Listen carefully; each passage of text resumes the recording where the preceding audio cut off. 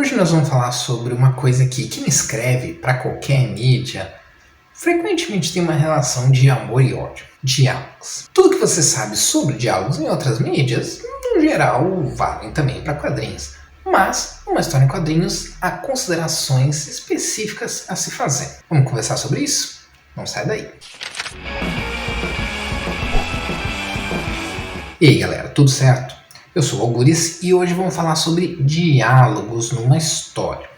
Mas não sobre como construir bons diálogos. Eu sei que alguns de vocês gostariam de ver um vídeo a esse respeito e eu prometo que em algum momento eu faço. Mas como criar bons diálogos é algo que vale para qualquer mídia, na verdade. Então eu achei que era importante comentar primeiro sobre criação de diálogos em relação a uma história em quadrinhos e as particularidades dessa mídia. Mas antes, se você chegou por aqui através de alguma sugestão do YouTube ou fonte externa, se inscreve aí para saber sempre que tem novos vídeos no canal. Todas as quartas tem vídeo sobre produção de quadrinhos, mas no resto da semana eu também faço análises como a da série do Loki que eu estou fazendo e curiosidades diversas sobre filmes, quadrinhos e etc. Bom, vamos falar de diálogo.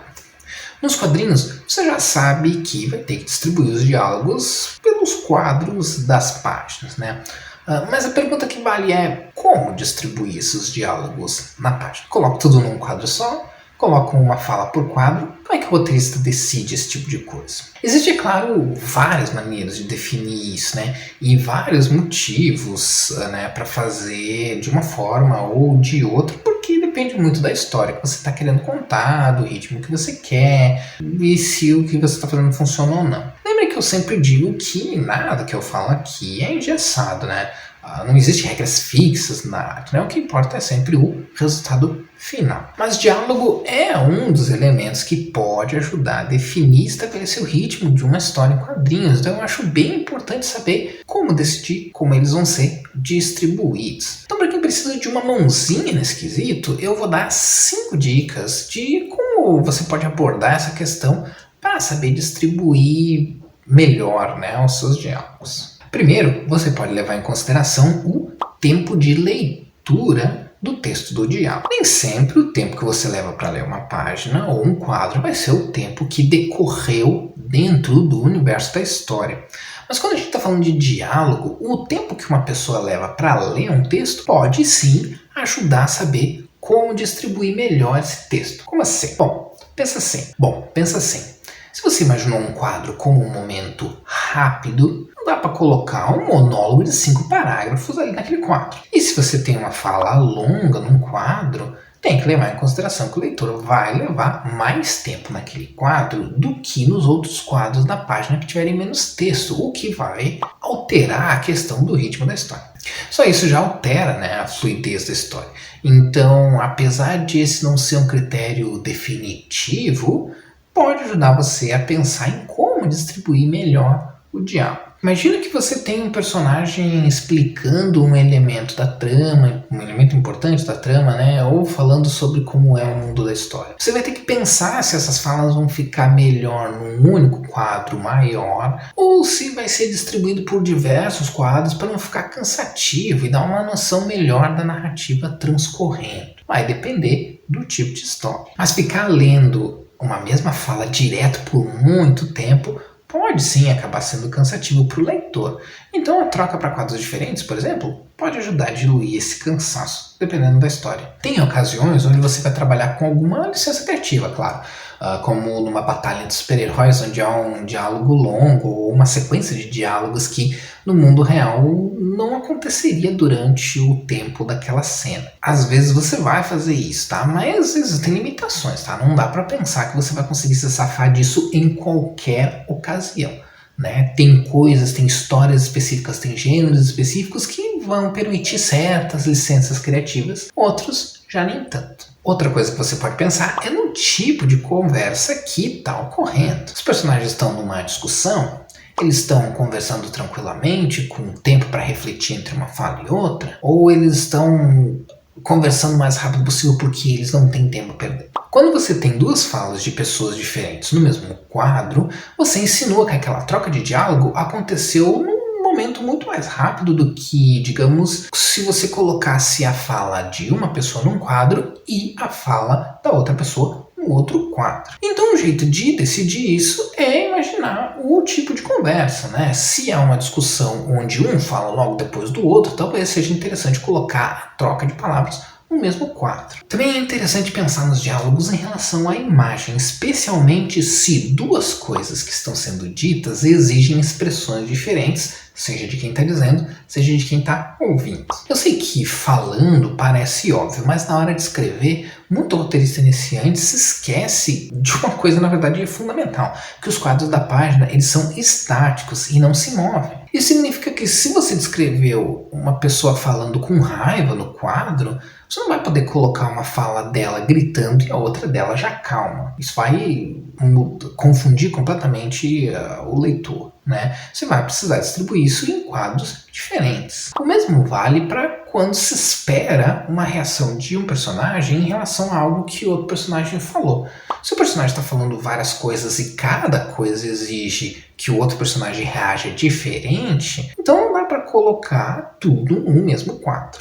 Se você tem dúvidas sobre quantos quadros é melhor colocar por página, eu fiz um vídeo só sobre isso, tá? Eu vou deixar aí no izinho para você assistir depois se quiser. Outra coisa bastante relacionada à narrativa de uma forma geral é pensar no diálogo em relação ao que vem antes e ao que vem depois dele. O que eu quero dizer com isso? Bom, imagina a seguinte cena, tá? Um militar fala com um jovem e uma mulher mais velha, no caso são mãe e filho. Eles estão numa sala. O militar diz pro jovem: você poderá começar o treinamento imediatamente assim que assinar o contrato. Ele olha para a mãe e diz: isso é claro se não houver nenhum empecilho. A mãe responde: meu filho já tem idade para tomar suas próprias decisões, general. Ele sabe o que é melhor para si. Dá para colocar essa troca de diálogos tudo num único quadro só, mas perderia um pouco a sutileza do que o militar está querendo fazer, que é falar sobre empecilhos, mas querendo se referir especialmente à mãe do garoto quando ele diz: se não houver nenhum empecilho. O mais interessante talvez seria aqui dividir essa sequência em dois quadros. No primeiro, a gente tem uma visão geral dos três e o general falando que o garoto pode começar o treinamento imediatamente. O segundo quadro pode ser o general olhando para a mãe e falando: isso é claro se não houver nenhum empecilho. Aqui a gente deixa bem claro que o general está se referindo à mãe sem que ele precise dizer isso diretamente, né? Explicitar isso, o que tiraria um pouco da sutileza da história. E essa atitude passiva-agressiva, como eles chamam, é narrativamente bem mais interessante e adiciona certa tensão à cena. Mais do que se ele simplesmente dissesse claramente no diálogo: isso se sua mãe não for um empecilho. O que destrói completamente a sutileza da cena e não deixa ela tão interessante. Por último, mas não menos importante, você tem que pensar no desenhista, ou mais especificamente, no desenho. Eu vivo falando isso, mas vou continuar falando sempre. O quadrinho é uma mídia visual. A questão visual é importante, é fundamental. E adicionando a isso, como eu disse lá no vídeo sobre manipulação do tempo, a passagem do tempo no HQ depende do espaço da página e dos quadros. E tudo isso pode ser afetado pelo diálogo. Você não vai poder criar um quadro super complexo, cheio de detalhes, se o seu personagem está falando um monólogo enorme que cobre o quadro inteiro e a sua página tem 5, 6, 7 quadros. Lembre-se que nos quadrinhos, diálogo, narração, onomatopeia, enfim, todos os textos que aparecerem também são parte da construção do quadro. É tarefa do desenhista deixar espaço para os diálogos? Sim, mas ele também não pode fazer milagre, né? Se você deu uma de virtuoso lá e escreveu 3 parágrafos no primeiro quadro de uma página com 8 quadros. Mas então, quanto texto dá para colocar em cada quadro? Bom, como sempre, não existe uma regra, né? Alguns roteiristas trabalham com a ideia de não fazer mais do que 2 linhas de texto corrido por balão. De texto corrido no roteiro, né? Por balão. Isso ajuda, mas e quando a gente tem vários balões? Eu sugiro pensar em 2 coisas, tá? Uma é o quadro em si. Se temos no quadro apenas 2 pessoas conversando e o foco é diálogo, você pode se dar o luxo de colocar um pouco mais de texto, se precisar, né? Mas se você tem mais coisas acontecendo, talvez você tenha que distribuir a fala de um único personagem que, de repente, é longo demais, em mais de um quadro. 2 ou até mais. Isso pode ajudar também no suspense, né? Caso você queira dar ênfase para uma última frase reveladora, pode colocar o resto do texto num quadro e deixar essa última frase num quadro posterior específico para dar mais destaque para ela, criar uma tensão, né? um ritmo e alguma revelação